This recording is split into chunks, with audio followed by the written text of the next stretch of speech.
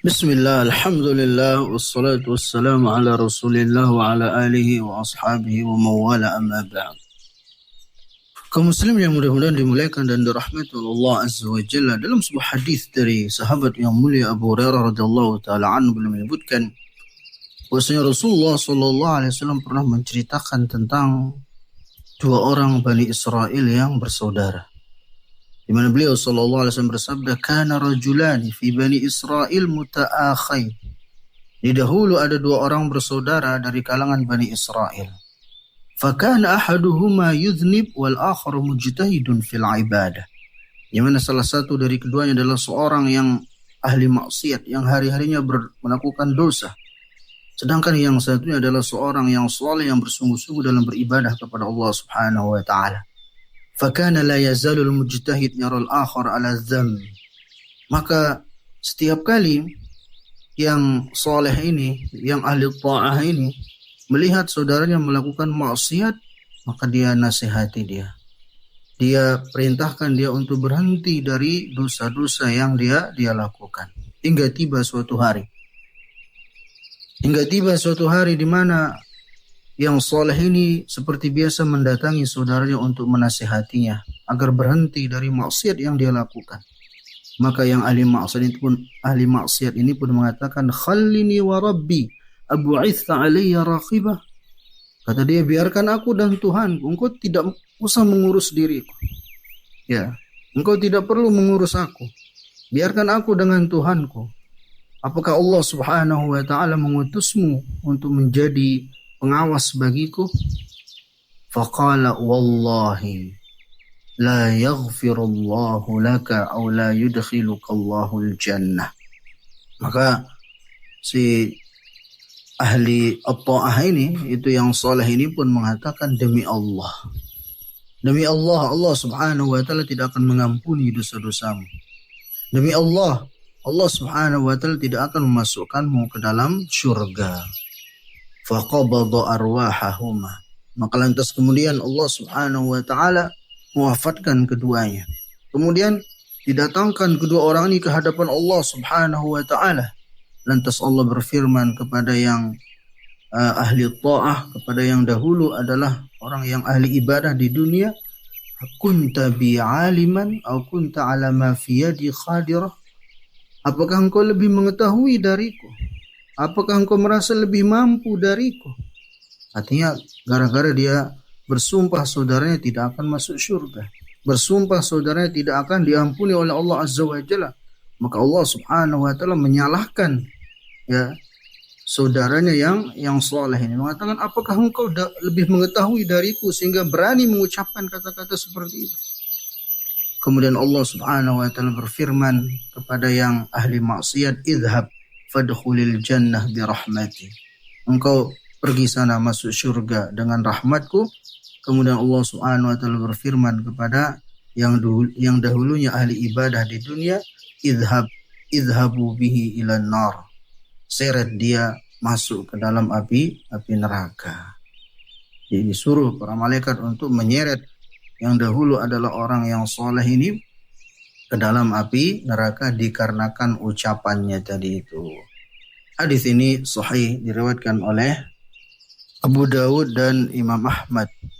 Kaum muslimin yang mudah-mudahan dimuliakan dan dirahmati oleh Allah Azza wa Jalla, dari hadis yang mulia ini ada beberapa pelajaran yang bisa kita ambil. Pertama, hadis ini menunjukkan kepada kita bahwasanya untuk memastikan seorang ahli maksiat, seorang pendosa itu masuk neraka atau pasti tidak akan diampuni oleh Allah Azza wa Jalla, ini adalah murni hak prerogatif atau hak mutlak bagi Allah Subhanahu wa taala yang seorang hamba dilarang untuk mengucapkannya. Maka sebanyak apapun dosa yang dilakukan oleh saudara kita, haram bagi kita untuk memastikan dia masuk ke dalam api neraka. Bahkan itu akan bisa menjadi sebab amal soleh kita itu dihapus pahalanya oleh Allah Subhanahu wa taala. Sebagaimana disebutkan dalam sebuah riwayat yang lain, bahwasanya Allah Subhanahu wa taala berfirman, hadis qudsi, "Man dzalladzi yata'ala 'alayya anni la aghfir li fulan faqad ghafartu li fulan wa ahbattu 'amalaka." Kata Firman Allah Azza wa Jalla, siapa yang berani bersumpah atas namaku, bahwasanya aku tidak akan mengampuni si fulan, maka sungguh sekarang aku telah mengampuni si fulan dan aku telah menghapus seluruh pahala-pahala dari amal solehmu. Ini suatu yang berbahaya. Nah, sebagaimana kita tidak boleh memastikan seseorang masuk neraka, begitu pula kita juga dilarang untuk memastikan seseorang masuk ke dalam surga. Maka sesoleh apapun seseorang, kita tidak boleh kemudian memastikan dia masuk ke dalam surga. Kita hanya berharap. Makanya Al-Imam Al-Bukhari rahimahullahu ta'ala dalam kitabnya, dalam kumpulan hadis sahihnya, beliau membuat satu bab mengatakan la yuqalu fulanun syahid. Ya, tidak boleh bagi seorang memastikan si fulan itu pasti mati syahid. Karena memastikan seorang mati syahid itu sama saja dengan memastikan dia masuk surga. Ya. Jadi tidak boleh, karena itu juga hak prerogatif, hak mutlak bagi Allah Subhanahu wa ta'ala. Apalagi kemudian dia mengaku-ngaku dirinya pasti masuk surga. Ya. Kadang ada seorang yang mengatakan, oh saya ini, ya, kalau ada orang mengatakan saya pasti masuk surga, na'udzubillah. Bahkan ada yang sampai mengatakan kepada pengikutnya, kalian kalau ada apa-apa nanti di akhirat hubungi saya. Nanti saya akan menarik kalian masuk ke dalam surga. Ini tidak semestinya dilakukan oleh seorang.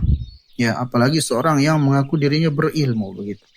Nah, jadi yang pertama, kaum muslimin yang dimuliakan dan dirahmati oleh Allah Azza wa Jalla, bahwasanya memastikan seseorang masuk neraka ataupun masuk surga itu adalah hak mutlak bagi Allah Subhanahu wa ta'ala. Kemudian faedah yang kedua juga dari hadis ini menunjukkan kepada kita bahwasanya tugas kita hanyalah menyampaikan dan mengajak orang kepada kebaikan dan kebenaran. Ya, bukan kemudian menghakimi seseorang, menghakimi dia tidak akan diampuni oleh Allah Azza wa Jalla, apalagi sampai menghakimi seorang pasti masuk neraka.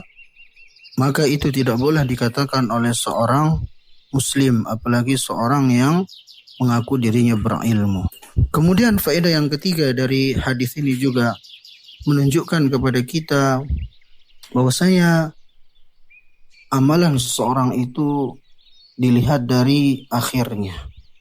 Yang menentukan selamat atau tidaknya seorang itu adalah dilihat dari penutup amalannya, sebagaimana yang disabdakan oleh Nabi sallallahu alaihi wasallam, innamal a'malu bil khawatim. Sesungguhnya amalan itu tergantung pada penutupnya. Maka oleh karena itu hendaknya kita terus minta kepada Allah Subhanahu wa taala agar kita diberikan keistiqomahan di atas iman, di atas Islam, di atas tauhid sampai kita diwafatkan olehnya. Jangan sampai kemudian di akhir hayat kita justru semakin jauh dari Allah Subhanahu wa taala. Jangan sampai justru di akhir hayat kita malah menjadi seorang pendosa, menjadi ahli maksiat, atau mengucapkan hal-hal yang menjerumuskan kita pada atau ke dalam api neraka sebagaimana yang disebutkan dalam hadis ini. Seorang yang hari-harinya beramal saleh, melakukan ketaatan kepada Allah Azza wa Jalla, namun di akhir hayatnya dia mengucapkan satu kata yang merusak seluruh amal solehnya, bahkan menjadikan dia kemudian dilemparkan dan dicampakkan ke dalam api neraka. Kemudian faedah yang lainnya juga dari hadis ini, kaum muslim yang mudah-mudahan dimuliakan dan dirahmati oleh Allah Azza wa Jalla, menunjukkan kepada kita agar kita jangan pernah merasa bangga diri, merasa ujub, apalagi merasa sombong dengan setiap amal soleh yang kita lakukan. Karena pada dasarnya kita tidak tahu apakah semua amal soleh yang kita lakukan itu diterima oleh Allah Subhanahu wa ta'ala. Maka wajib bagi kita untuk selalu rendah hati, selalu bersikap tawadhu sebanyak apapun amal soleh yang pernah kita kerjakan. Jangan sampai kemudian kita sombong, apalagi sampai meremehkan, menghina orang-orang yang melakukan dosa dan maksiat, apalagi sampai memvonis mereka, memastikan mereka masuk ke dalam api neraka. Karena dampaknya sangat buruk sebagaimana yang terjadi di dalam hadis ini. Maka kita tidak tahu, bisa jadi mereka yang terjerumus atau hari-harinya melakukan maksiat kepada Allah Subhanahu wa taala, bisa jadi akhir hayatnya mereka bertobat dan diampuni oleh Allah Azza wa Jalla. Ya, sedangkan kita yang melakukan amal soleh, hari-harinya melakukan amal soleh, ternyata merasa bangga diri sehingga menjadikan amal soleh kita itu justru tidak diterima oleh Allah Subhanahu wa taala. Maka teruslah rendah hati, teruslah tawadhu, jangan pernah bangga diri dan sombong, apalagi ujub dengan amal soleh yang kita lakukan. Demikian, mudah-mudahan sedikit ada manfaatnya. Wassalamualaikum warahmatullahi wabarakatuh.